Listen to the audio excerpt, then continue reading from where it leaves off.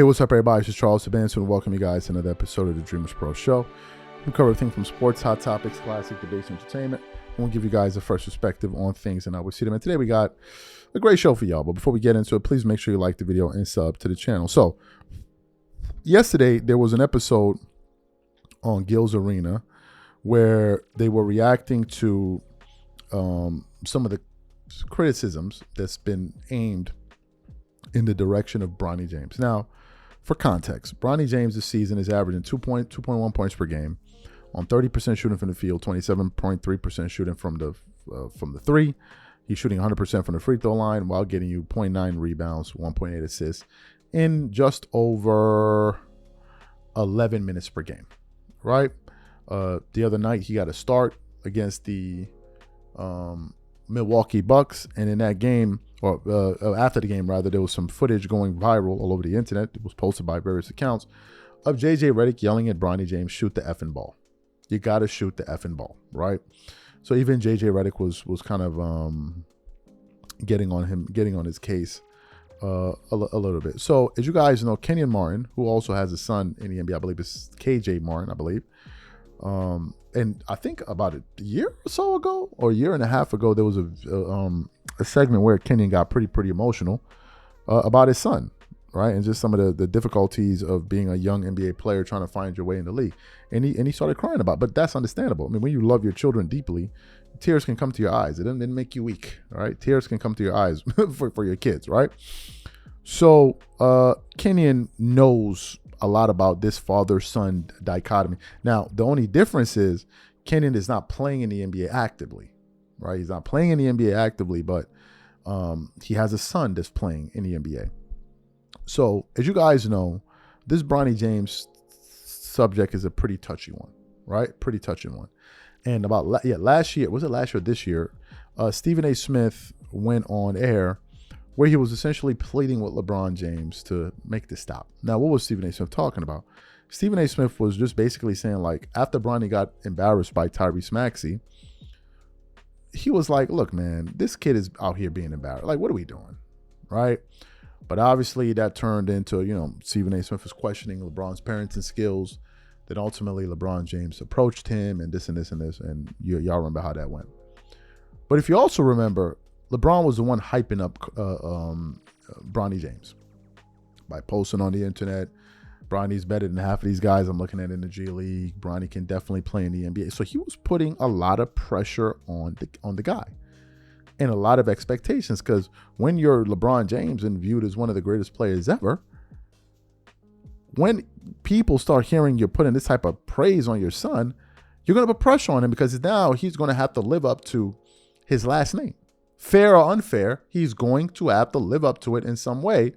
And Kenyon Martin believes that Bronny, to a certain extent, may have been put in a position to fail.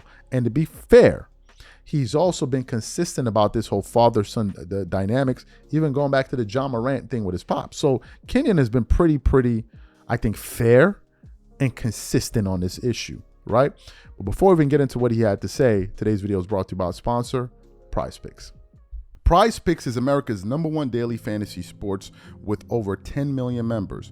PrizePicks makes it easy to get real money action on the sports and players you love. You pick more or less on at least 2 for a shot to win up to 100 times your cash. For example, this week I'm really looking forward to some of these upcoming games. This week I'm picking Stephen Curry for more than 29 points. I'm picking Kevin Durant for more than 27 points. I'm picking Giannis Antetokounmpo for more than 12 rebounds, and I'm picking Luka Doncic for more than 8 assists. If you're like me and you like to play it safe, you'll love PrizePicks' new feature, Flex Plays. It's the safest way to play. You can still cash out even if your lineup isn't perfect. Plus, you can double your money even if one of your picks doesn't hit. On top of this, PrizePicks puts their members first, so all withdrawals are fast, safe, and secure. When my picks hit, I can get my money as quick as in 15 minutes. So download the PrizePicks app today and use code CLNS to get $50 instantly when you play $5. That's code CLNS on PrizePicks to get $50 instantly when you play $5. You don't even need to win to receive the $50 bonus. It's guaranteed. And remember, whenever you support this sponsor, you're supporting this channel. Thank you.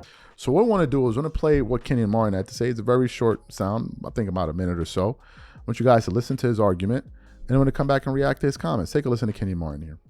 Because when it's going to always be this umbrella of this LeBron, his dad is still here, and it's always going to be this low-hanging fruit thing for people to pick at. Until he gets out of this Laker jersey or LeBron retires, whichever one comes first, he starts playing more and people can see what he can and what he really cannot do. That's when people's honest perception will start to kick in. But until then, it's low-hanging fruit to your point.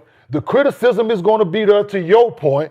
It's just what it is at this particular, because it's an unfair situation. Nick, to your point, it's an unfair situation that they put this kid in early. He wanted to be an NBA player, yes. When they try to compare your son to you? Say it again now? Have you had that situation with your son when they always try to compare like your son to you and all that? Yeah. Excellent. So you heard what Kenyon Martin had to say there. What are my thoughts about it? I think Kenyon is being fair-minded. I think Kenyon Martin is being fair-minded, and I think even LeBron fans would admit as much. I think LeBron, if you sat down an honest LeBron fan that's willing to be honest for 10 seconds, and you asked him, hey, do you think LeBron, by those comments that he made about Bronny, put too much pressure on him? I think if you're speaking to an honest set of LeBron fans, which is hard to find, but if you are, they'll tell you, yes, he didn't need to put all of that unwarranted pressure on him. Why? Because he's LeBron's son. For goodness sake, he has the same they have the same name. The only difference is the junior. They have the same name. So just imagine the pressure that puts on a young man. Imagine the pressure. So Bronny must be under a lot. Now, to Bronny's credit, he seems like a very level. Here's the thing. Bronny's actually more likable than his pops. He is. Like, most people will agree with that. His father's quite polarizing, but his son seems like a cool dude. You hear him talk, he seems like a cool cat. But you're in the NBA now. You're getting paid like an NBA player. So now when you play well, you're going to be talked about. When you play poorly, you're going to be talked about. When Bronny does a highlight like last night, he hit that three, it's all over the internet. It's all over Sports Center and Bleach Report, House High. It's all over the internet, right? They're praising you for doing something good. But if you do something wrong, there will be a critique to it. Now, does LeBron, him being LeBron's son, play a role in it? Absolutely. Which goes back to the point Kenyon Martin was saying. Given the fact that we already know that that's going to play into the pressure, don't say nothing. Don't heap expectations on him. Don't put him in a position where he could fail, to not live up to the expectations. That's the point Kenyon Martin was making. And I think Kenyon was making some fair points. These are my thoughts. Whatever you guys think, please leave your thoughts and comments in the comment section. We catch you guys on the next show. I'm out. Peace.